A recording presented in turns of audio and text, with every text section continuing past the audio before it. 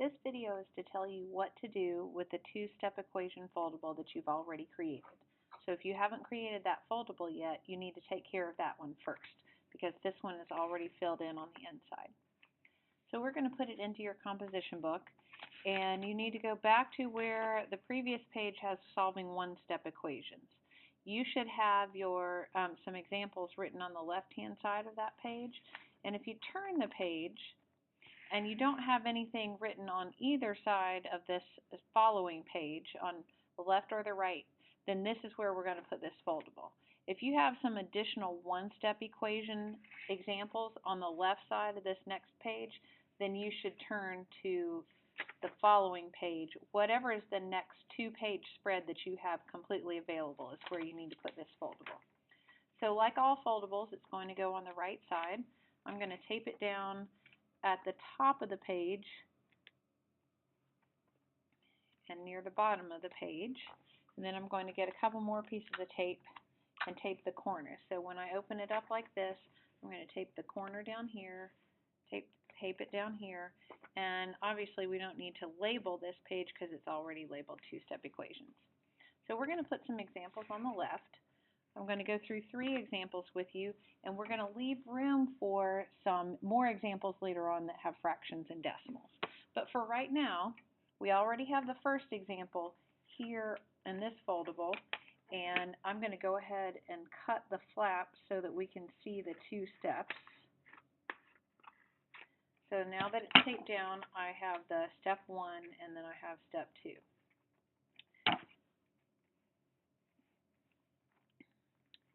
Our first example, and I'll zoom in for you to be able to see a little bit better. Our first example is going to be 10 minus 2x equals negative 14. 10 minus 2x equals negative 14. So remember that when we're solving two-step equations, our first step is to isolate the term that has the variable in it. So we're going to isolate the term that has the variable in it by using inverse operations to get rid of the constant. So we want to isolate the term that has the variable in it, and the term that has the variable in it is not just 2x. Remember, the sign goes with the term, so that negative 2x is what we need to get by itself. And I've circled it, and I'd like for you to circle it as well, because it helps you identify what we need to leave there and what we need to get rid of. So we're trying to get rid of this positive 10. So I'm going to subtract 10 on both sides. So I'm going to subtract 10 here on the left.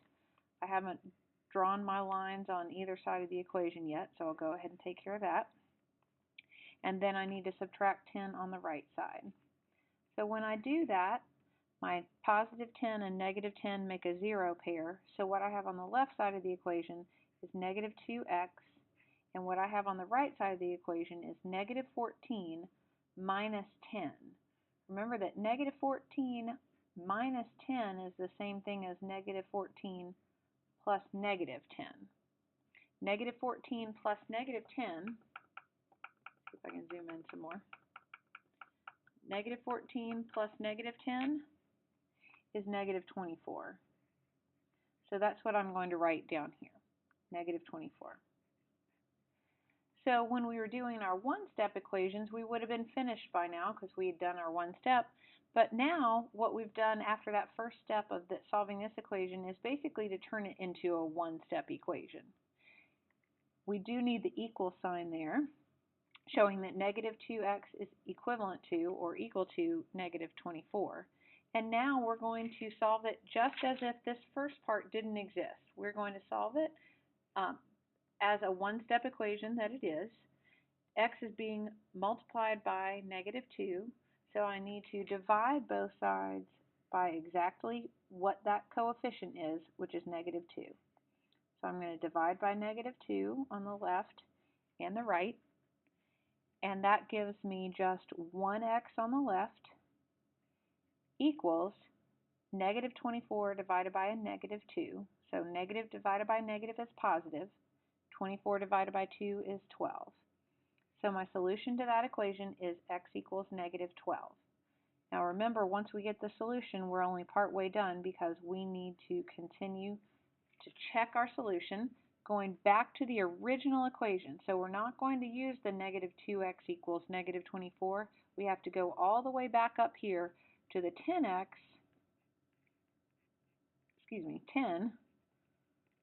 minus 2x equals negative 14. That's what we're checking to see if it's true if x equals 12.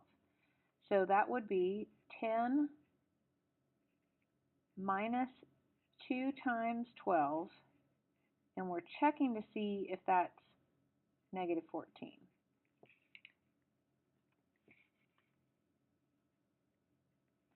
So we have to follow order of operations when we're evaluating this side of the expression, so I need to do the multiplication before I subtract. 2 times 12 is 24, and I still have the 10 minus, so that's 10 minus 24, which is negative 14, and negative 14 does equal negative 14, so that checks out. So our solution to 10 minus 2x equals negative 14 is x equals 12. So we're going to do another example here on the right side of that page.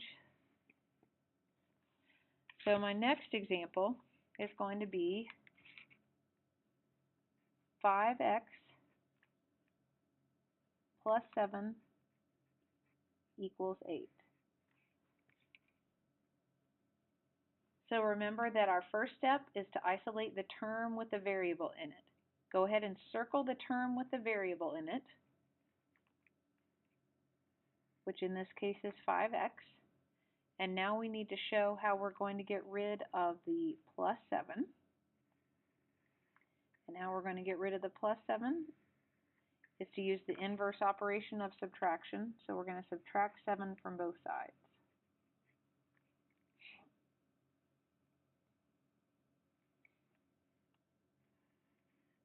When I have a positive 7 and a negative 7, they make a zero pair. So on the left side of this equation, I'll have 5x.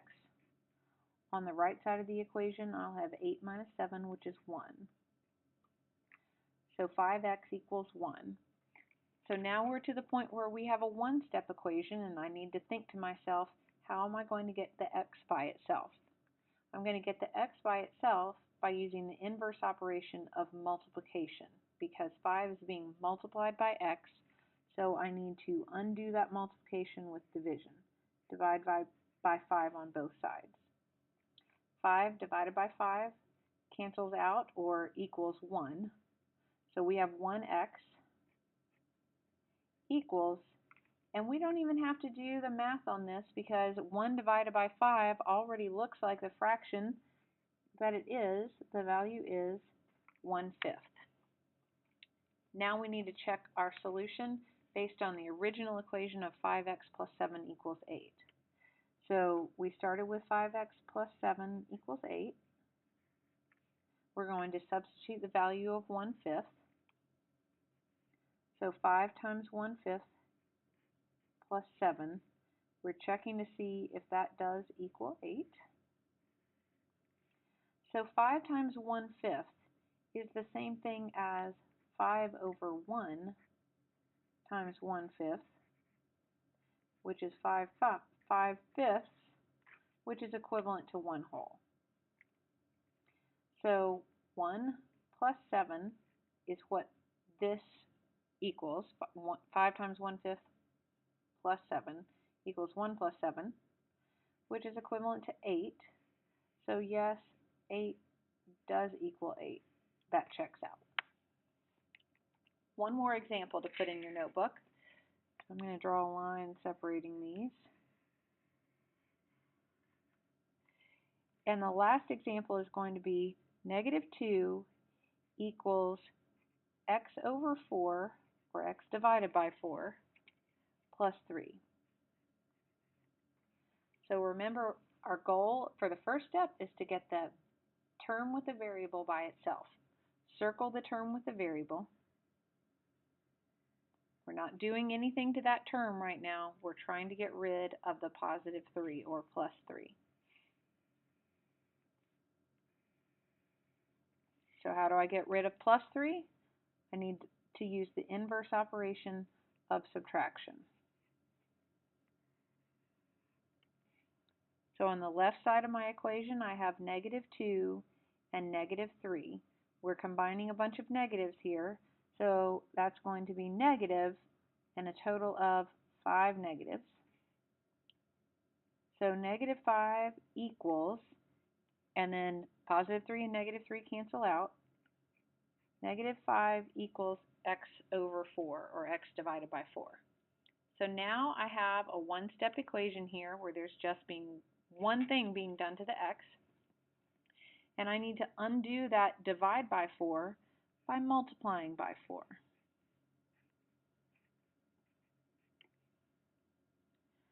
So on the left side of the equation, I have 4 times negative 5, which is negative 20. And on the right side of the equation, I have divide by 4, x is being divided by 4 and multiplied by 4. So those cancel out to make just 1x. So the solution is x equals negative 20. Notice that I kept the x on the right side of this equation the whole time, and it's fine that x is on the right side even in my solution. So x equals negative 20. So the last part is that we need to check the solution by going back to the original equation of negative 2 equals x divided by 4 plus 3. So we're checking to see if when x equals negative 20, this works out. So I'm going to substitute in the value of negative 20 for x.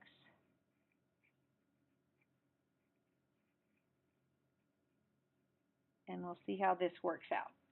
So we're checking to see if it is accurate, so I have the question mark here. And I have to use order of operations, so I have addition and I also have division, so I need to do division before I do the addition. Negative 20 divided by 4 is negative 5, so I'll have negative 5 plus 3. Negative 5 plus a positive 3, we have negative plus positive. I have more negatives to start, so my answer is going to be negative, and then how many more negatives than positives do I have? 2. So my check checks out.